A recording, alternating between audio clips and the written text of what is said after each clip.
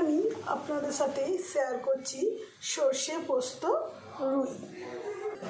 গরম গরম ভাতে খেতে কিন্তু অসাধারণ লাগে। আপনারা কিন্তু বাড়িতে অবশ্যই ট্রাই করবেন। তাহলে চলুন রেসিপি ভিডিওটা শুরু করা যাক। প্রথমে আমি রুই চারা মাছ পরিষ্কার করে কেটে ধুয়ে নিয়েছি। এরপর মাছের মধ্যে দিয়ে দিচ্ছি হাফ চামচ হলুদ গুঁড়ো, আর দিচ্ছি পরিমাণ মতন লবণ। মাছের মধ্যে হলুদ গুঁড়ো ও লবণ খুব ভালোভাবে মাখিয়ে নিয়েছি।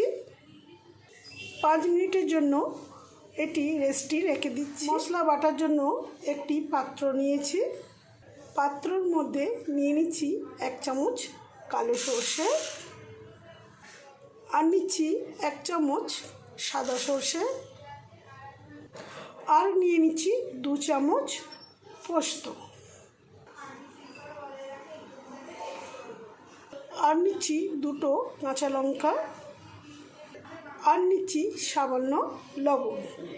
লবণ নেওয়ার কারণ হচ্ছে সর্ষেটা তেতো হবে না, তাই লবণ নেওয়ার কারণ।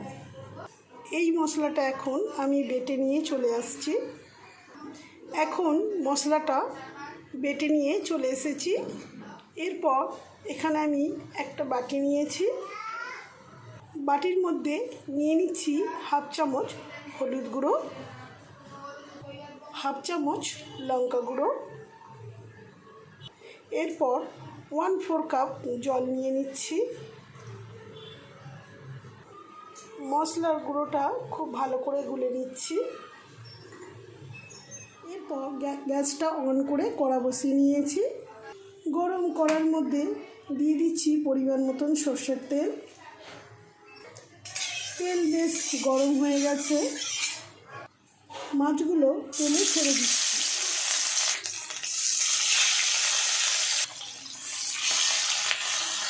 মাছটা হাই ফ্লেমে ভেজে নিতে হবে।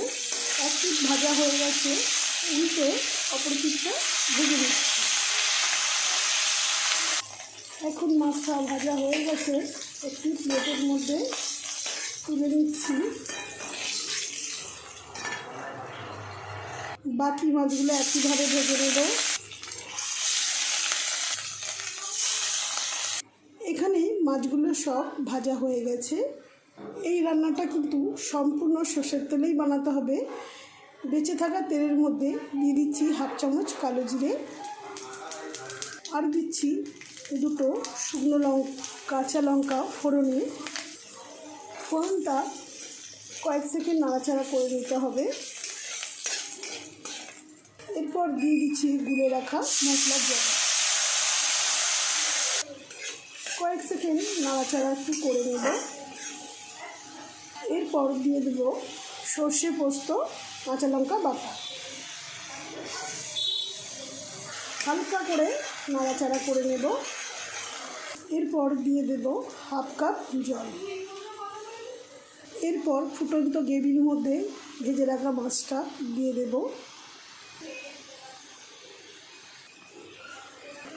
মাছটা গ্রেভির মধ্যে একটু নাড়াচাড়া করে দেব।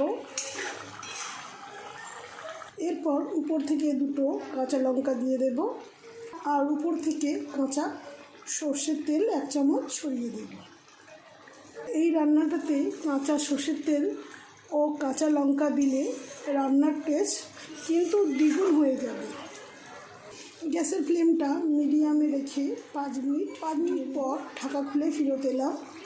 আগে যেহেতু লবণ দেওয়া ছিল, স্বাদ বুঝে সামান্য দিয়ে দিচ্ছি। একটু নাড়াচাড়া করে দিচ্ছি। তেল ছেড়ে গেছে, মানে রেসিপিটা রেডি হয়ে গেছে।